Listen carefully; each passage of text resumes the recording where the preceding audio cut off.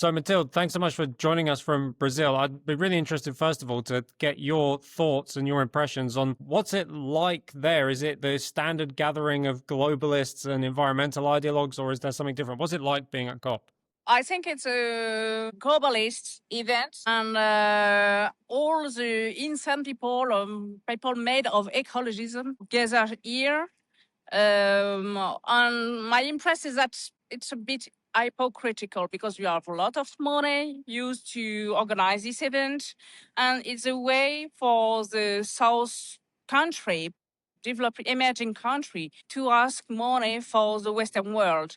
And the Western world is always accused of being the guilty people of the sources of all the climate problem. Yeah, that's very true. I remember these pictures from early on of Macron with various indigenous kind of supposed leaders and stuff. It seems very much, but for the Western leaders who have been there, this is a way to present themselves as virtuous and as the ones on the right side of history. So it's not a real good way to discuss through the world because, in fact, you have disconnected people who speak themselves with all any other disconnected people or NGOs.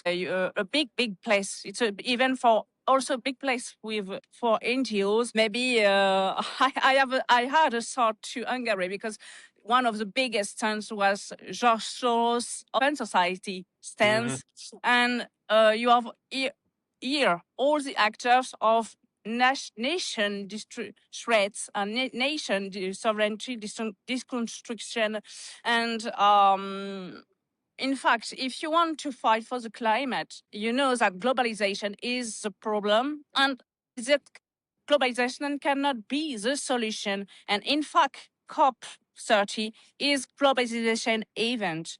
Then I think you have no solution, but more and more European money which will be distributed to the southern world. Yeah, it's clear that's what they want. My impression is that it's been very difficult for the European and Western leaders to make another big series of announcements and agreements. They haven't got the kind of energy behind them that previously they might have done. Do you think this is the beginning of the end for the kind of environmentalist, ecologist movement? I don't know, because they are quite strong, they are quite rich, as we can see there.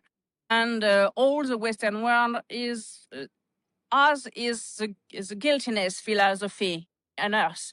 You know, I came from the French pavilion of France in the COP30, and on the walls you have mentioned the fact that France send 7 trillion per to the southern world for the climate. As we have, during the time, we have so much difficulties to build a budget, a national budget in France. We learned that the France send every year 7 billions to the southern countries. That's a real. That's a shame, in fact. And the COP is the best way to discover all the hypocrisy of the United Nations about climate. Yeah, and back here in Brussels, and I'm sure you're not that excited to get back to Brussels, but back here in Brussels, Yes. of course, they keep being forced to change their own environmental regulations because it's causing so much damage to the industry. Is there any sign at COP that the music is beginning to play and that they're beginning to realize that this ideology is so damaging for economies? Alors, the historical negotiators are still in the ancient world. They still trust the decreasing philosophy. In fact, we know that in the European Union especially, the people turn between this ancient philosophy and the real life, which means that we don't want to lose our jobs. We don't want to lose our agriculture because of the climate issues. So I think the negotiator have this in their mind, but they are completely disappeared in front of these globalist attacks which are organized in here. You know, that's an anecdote, but you have authorized events, happenings with people who cries and claim for trillions, not billions, but trillions for the climate. And that's funny because they are authorized people to come in the COP and they organize, claim and they insulted the negotiator and they say at the same place.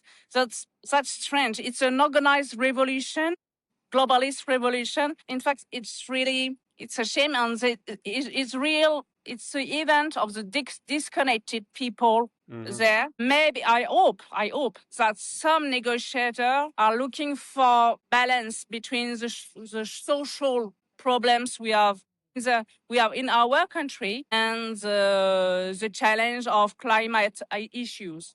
The final question then is, if there was a chance to put our voices, the voices of ordinary people, into this elite disconnected discussion, what message do you think they need to hear? I think I have to answer them that you cannot cure globalization through globalization. Sovereignties and nations have the solution for their environmental problems. And they can't are the only the people can solve themselves. And do not forget that we are the people who have power of the solution, and don't try to educate us. We are not your slaves, in fact. Yeah, that's very true. Well, Mathilde, thanks so much for joining us from Brazil. We're hoping that maybe, I mean, this might not be the last of the COPs, but I think for me, this is the beginning of the end of that globalist mindset that you were talking about. So we hope to see it. But thanks so much. Thanks to you.